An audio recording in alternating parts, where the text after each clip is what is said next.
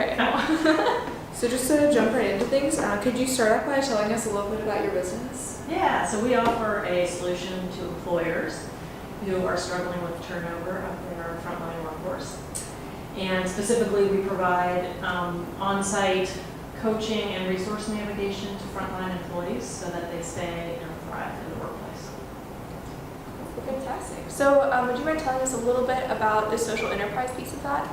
Yeah, so I mean, obviously we exist for the social purpose of helping people get out of poverty through employment.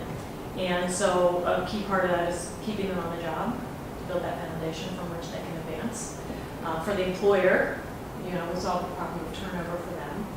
So it's kind of, we're serving two purposes. We're solving a business need and a social need at the same time. Earning revenue in the process that ultimately, any profit that we make on this enterprise gets reinvested in the enterprise so that we can continue to expand our social impact. That's really cool that you guys have both of that benefit for both the business and for the employee that's looking for it. Mm-hmm. So in doing all of this work that you're doing and making these connections between the businesses and the employees, how do you measure your impact through doing that? We measure it both ways. So we measure the impact on the individual by measuring their growth in income as well as their ability to resolve some of the traditional barriers that are holding them back. So if we're resolving problems around housing or transportation or childcare or legal issues, as we resolve those things, that's increasing their stability. So we're looking at overall income growth and also growth in their individual stability. On the business side, of course, we're looking for impact in terms of reduced turnover or increased attendance, so reduced absenteeism, and also looking at the efficiency of their HR team or their frontline supervisors who traditionally spend a lot of time on the personal issues of their teams that they're bringing these issues to work. And if we can free up the time of the HR and frontline supervisor to focus on running the business, we can take off we can make them more efficient at their jobs by taking the personal issue resolution off of their plate, and we take care of that for them. Yeah, no, that's really cool. Yeah. So in doing that, do you run a program where you check in with them throughout it, or is it they send in their updates? How do you go about doing it? So we're on site. They contract with us to bring our coaches on site. Typically a day a week, sometimes more if it's a larger workforce. So we're there weekly, checking in with the employees and available for the employees to access if they have things that come up, and we're checking in with the ones we were already working with. So we kind of have that natural rhythm. With the employers, we meet with them quarterly to just get their gauge on what they're seeing from their end and to hopefully get their, we can't measure turnover for them necessarily because we don't have all that data. They have that data. So hopefully they're bringing to the table some of their business metrics that they're looking to impact by bringing us on board.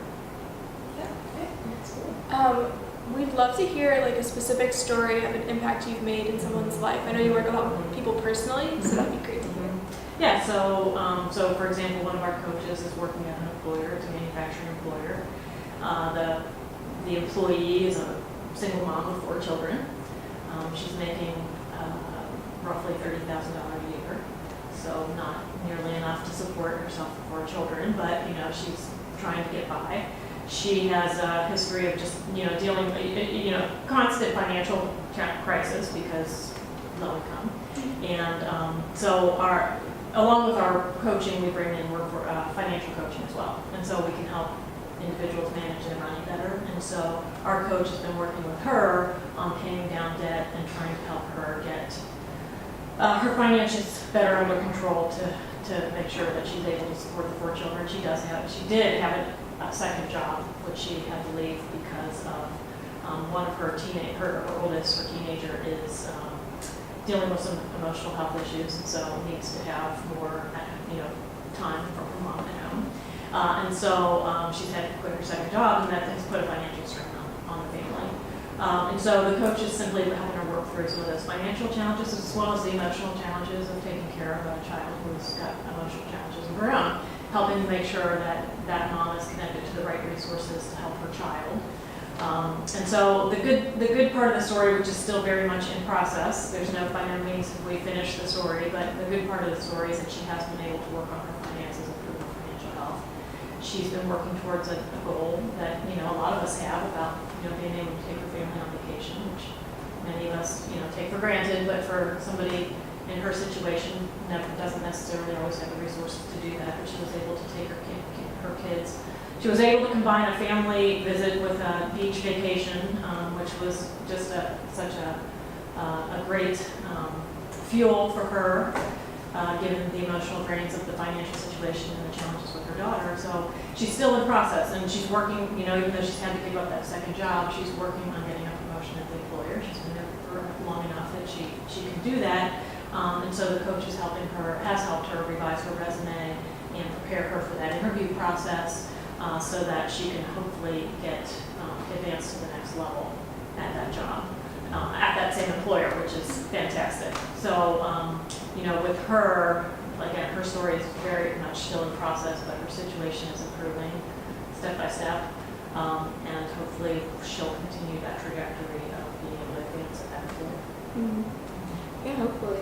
That's a really impactful story too, about how she was able to grow herself, but also contribute back to her family. So it's a cool story.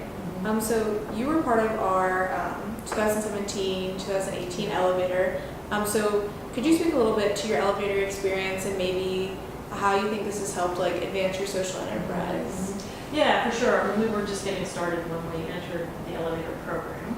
And for example, one of the things that we were struggling with was our product and pricing strategy. And so it really helped a lot to have the resources that Elevator brought to the table in terms of not only the actual tools and the content that's delivered in the training, but also through the coaching and the other expert resources that were brought in throughout the program really helped us to kind of get through that process of getting to a point where we felt comfortable with our product and pricing strategy so that we could confidently go to market and know that we had a plan in place to continue to adjust the pricing to a point where we felt like we could get to a point of profitability in several years. So it was helpful to kind of go through and really leverage the tools and the resources that were brought to the table to get us beyond that point. Yeah, sure. That's awesome. I think that's where a lot of our founders come from when they come to Elevator. We have this great idea, but we don't know exactly how to make these details work out. So I'm glad that was able to work for you. So I'd love to hear a little bit more about your inspiration to begin Workforce Connection. Yeah, so Cincinnati Works, which is the parent company, we've been working with people in poverty for 20 years and helping them to secure employment and advance employment. And one of the, when you look at people in poverty today, when you look at the demographic of poverty, the majority of people in poverty are already working. And so our challenge has always been how do we access the individual who's already working to help them with the advancement portion, because simply getting a job doesn't solve poverty.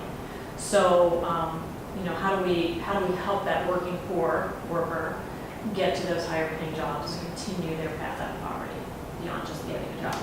And so we have had an advancement program in place for a long time, but we've only ever been able to work with maybe 100 to 200 people at a time because people don't have time to come downtown and meet with a coach when they're working full time.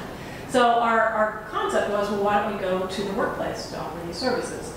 And that makes brilliant sense. And it became a question of, so how do we make the finances of that work? We believe that we can, by putting our services in the workplace, we can help retain and advance the talent there. And so it was a matter of then figuring out what's our value proposition for the employer, how do we turn that into an actual reduction in turnover and quantify that to say, by paying this much for this service, you're going to see a return on that investment in terms of your reduction in turnover. So a lot of that story kind of formulated. That was the concept that we came up with, but by participating in Elevator, we were really able to kind of put a lot more meat around that story to get to a point where we had a sellable value proposition and a product and pricing strategy to go to market with. Yeah, sounds like you really came out with a good overall vision for the company. So it's very cool. So knowing that what you just said, and kind of speaking earlier to your experience for elevator, if you had to give one piece of advice to a company, a social enterprise that's about to go through elevator, what would it be? Or maybe just a social enterprise in general. Yeah, I mean, I think for anybody who's, well, so that's two different questions. I mean, in terms of a social enterprise, which is big of an elevator, I think the key thing is to go in with openness to the feedback and ideas that you're going to receive. And, you know, it certainly helped us tremendously, but I also saw some of the other peers in our cohort who really were open to that, and their whole concept changed and became, in my opinion, a lot more viable as a result of participating in elevators. So I think the key things are to come in with that openness to explore a lot of different ideas that are going to be coming at you. And then the second thing is doing the homework, and I mean that literally. I think, but just in general to say, you know, to come all in and be willing to put in the time and effort. It is very resource intensive, time intensive, maybe beyond what I had originally expected, but I think coming at it all in to say, I'm going to put in this time to make sure we're taking the best advantage of the resources that are being brought to the table. So not just the time to come to the meetings, but the time in between the meetings to actually like absorb what you're learning and apply it, and then come back the next time prepared to kind of take it to the next level. Yeah, and I think that's probably what makes, you know, workforce connection so successful, and some of the other social enterprises go through elevator, you know, that like work outside and kind of, I would assume like a lot of like trial and error too going along with it, and kind of building as you go. Yeah, very much so. Well, thank you so much for coming in today and letting us talk to you a bit. Yeah, so this has been Peggy from Workforce Connection, and yeah, thank you. You're welcome. Yeah, thank you.